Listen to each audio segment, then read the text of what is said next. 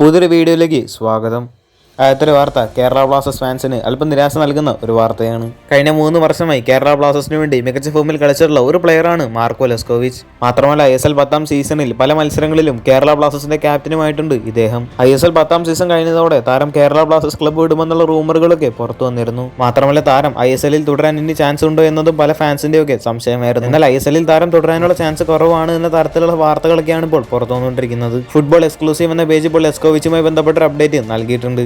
Football exclusive എന്ന page report ചെയ്ത് ഇങ്ങനെയായിരുന്നു: കേരള ബ്ലാസ്റ്റേഴ്സിന്റെ താരമായിട്ടുള്ള മാർക്കോ ലെസ്കോവിച്ച് ക്ലബ്ബ് വിട്ടിട്ടുണ്ട്. ഇന്ത്യൻ ക്ലബ്ബുകൾക്ക് വേണ്ടിയൊന്നും ഇനി കളിക്കാൻ ലെസ്കോവിച്ചിന് താല്പര്യമില്ല എന്നാണ് ഫുട്ബോൾ എക്സ്ക്ലൂസീവ് റിപ്പോർട്ട് ചെയ്യുന്നത്. നിലവിൽ പുറത്തുവരുന്ന റൂമറുകൾ ശരിയാണെങ്കിൽ ISLൽ ഇനി ലെസ്കോവിച്ച് കളിക്കാനുള്ള ചാൻസ് കുറവാണ്.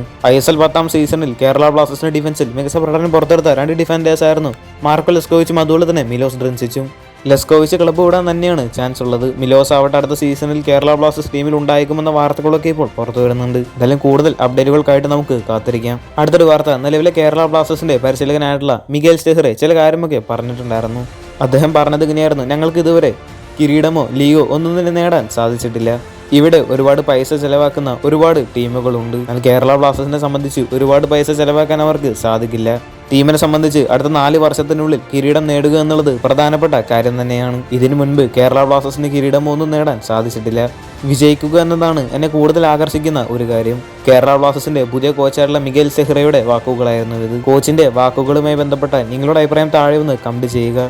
കൂടുതൽ ISLുമായിട്ടും കേരള ബ്ലാസ്റ്റേഴ്സുമായിട്ട് ബന്ധപ്പെട്ട വാർത്തകളൊക്കെ അറിഞ്ഞായിട്ട് ചാനൽ സബ്സ്ക്രൈബ് ചെയ്യുക. അടുത്തുള്ള ബെല്ലൈക്കൺ ഓപ്ഷൻ ചെയ്യാൻ മറക്കരുത്. അടുത്തൊരു വീഡിയോ ആയിട്ട് നമുക്ക് വീണ്ടും കാണാം.